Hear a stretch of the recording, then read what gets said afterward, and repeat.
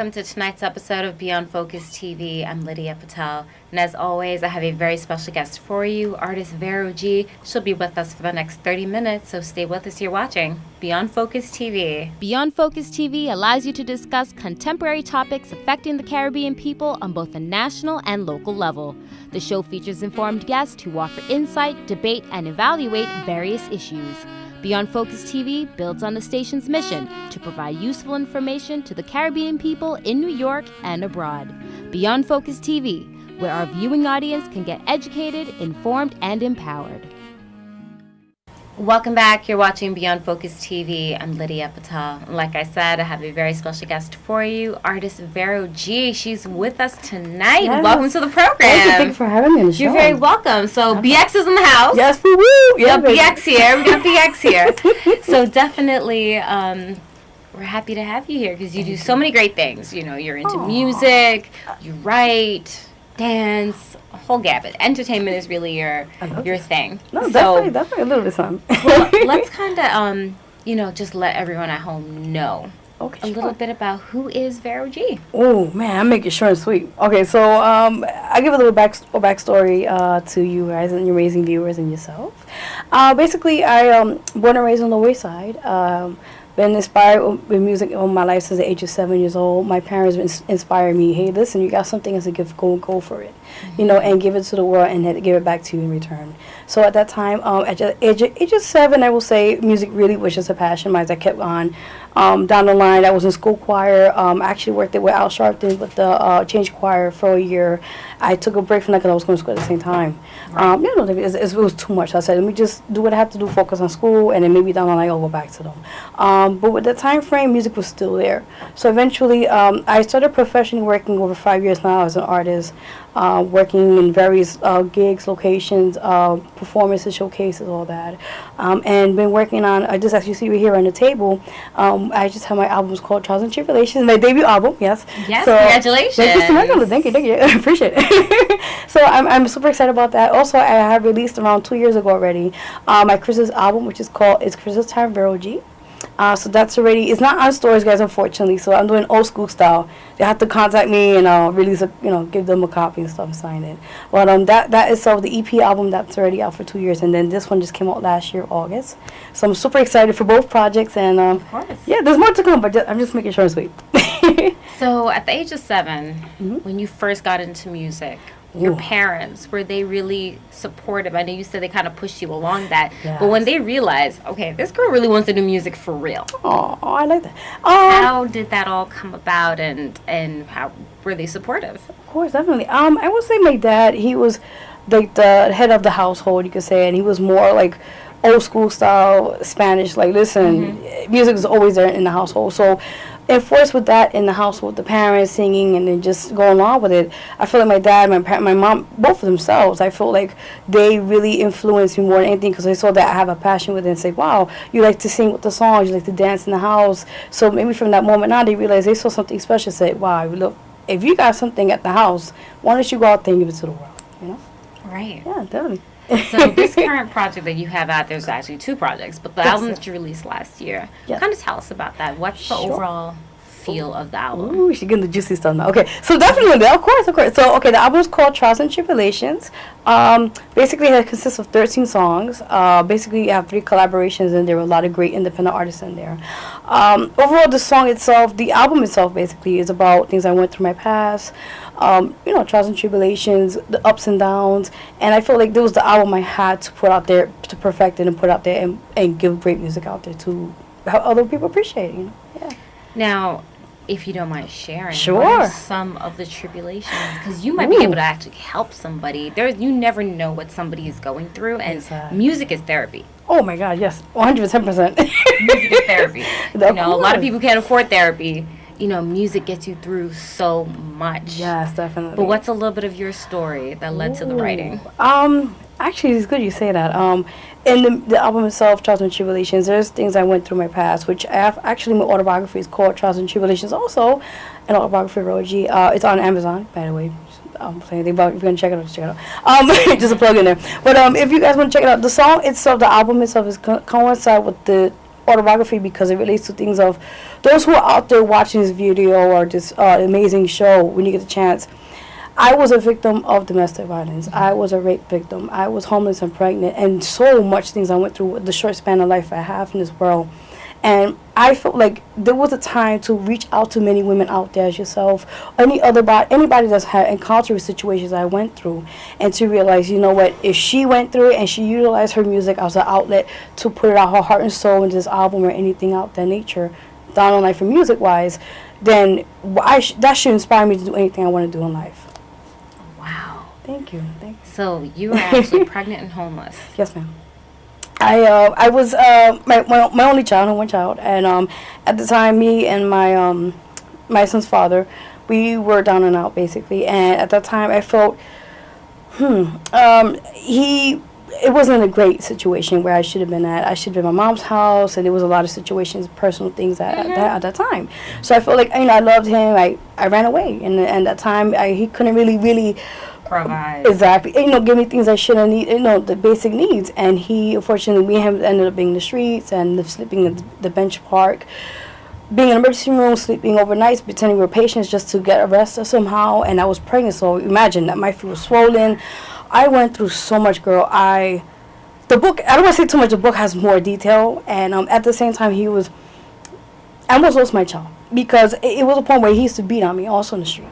And people would stop, and we got arrested twice because of that. People would call the cops, and oh my God. Yeah, it's a lot in the book. I don't want to give too much away, but the book has a lot of very graphic details, and I want people out there to know that you're not alone. You are loved. You are known that no matter what any man or woman tells you, end of the day, you have to love yourself.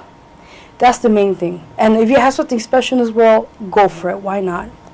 And that brings me to my next point. After were able to survive that, leave that situation, move past, how did you rebuild your self-esteem and your self-confidence? Because most victims of domestic violence, they're shattered from that. And it's not that you can't recover, of course. But they almost get it into your head that everything that they're projecting onto you, that it's you. Oh, yeah. And it's not. Big time. It took me a while because, you know, even though I was living with him for some time after, you know, we had finally got a place and everything, and we eventually just cut our ties. We were still friends, but, you know, for my son's sake, our son's sake, it took me a good 3 years to really build my self-esteem and my confidence. And I was going to school at the time, too, so then later on, someone told me one day, like, they would take a picture of me, and they're like, hey, you're photogenic. And that's what happened. When they saw that, and you could do modeling. And I said, really? Me? Like, because the confidence wasn't there. So, yeah, you know, and at the time, that's when I started building the confidence through photography, through modeling, doing, like, shows here. And I felt like, wow, if I went through so much stuff in my life in the past, and with the one person who told me the most kindest thing, which I never thought, I never realized that until down the line, I said, wow, the kindness of people is a stranger, which is crazy. The strangest things of people who you don't know who are family could motivate you to become something so beautiful in this world. That is truly amazing. And when you think about it, it is. Aww. And being able to rebuild that's super important.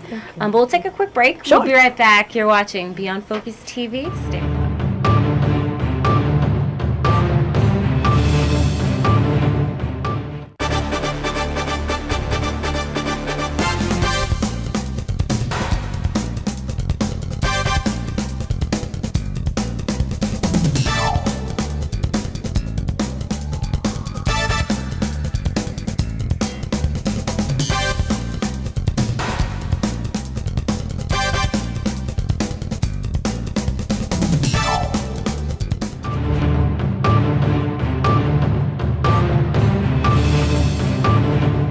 Welcome back. You're watching Beyond Focus TV. I'm Lydia Patel. So Vero G, so much that you actually experienced, and this is fantastic to have you here and be able to talk about these things and your work. Yes. So after, you're a young mother, you're trying to move through, how did you actually continue to bridge everything together? Being a mother, writing music, trying to model, how did that all mesh together?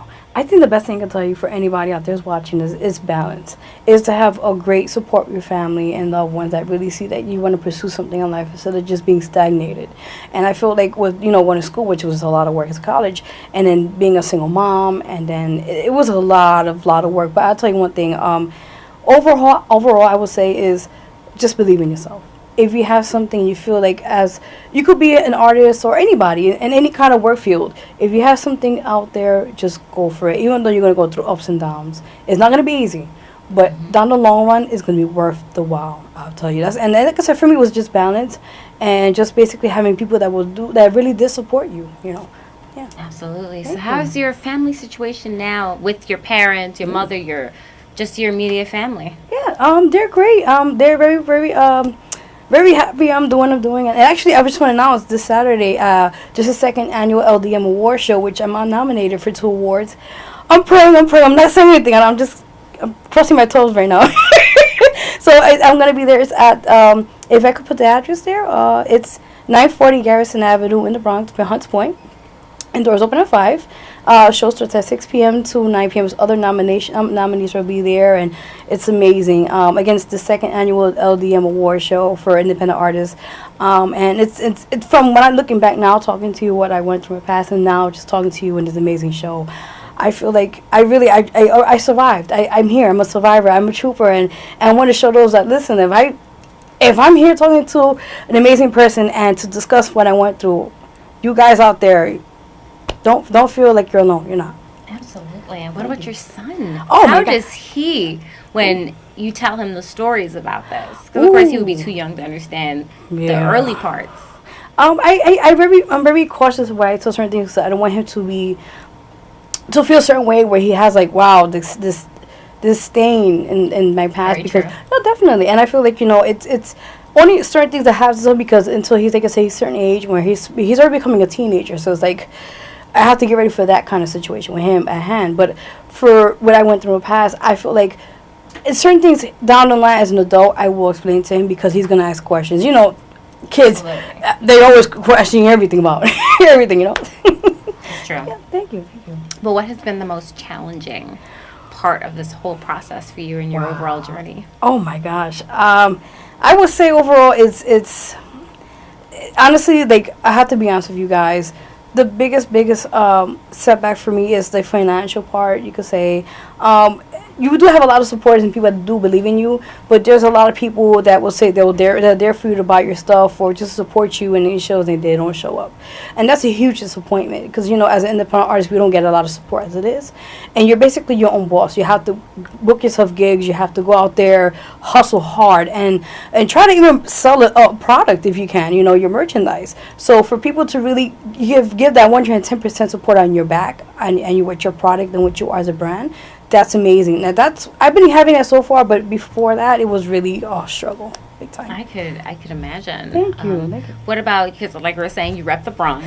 Whoop, So when whoop. you see people like Cardi B who come up, Oh man, literally from being a dancer to getting into the music and still having challenges, but she's finally getting a little bit of light on her. How does that make you feel? I feel proud. I mean, she's a Latina as myself, so it's like amazing as it is, and she's from the BX as J-Lo as well, and they're 2 strong independent women that they didn't take nothing at all from anybody, not from no man or nothing, and they said, listen, even though they had an interesting past, they realized I gotta struggle, hustle, and go out there and do what I have to do to provide for my family and for those that that look up to me, and I'm really proud of both of them, J-Lo and also Cardi B. Just shout out Cardi B. Ow. Throw it in there. So I mean, anybody in nature who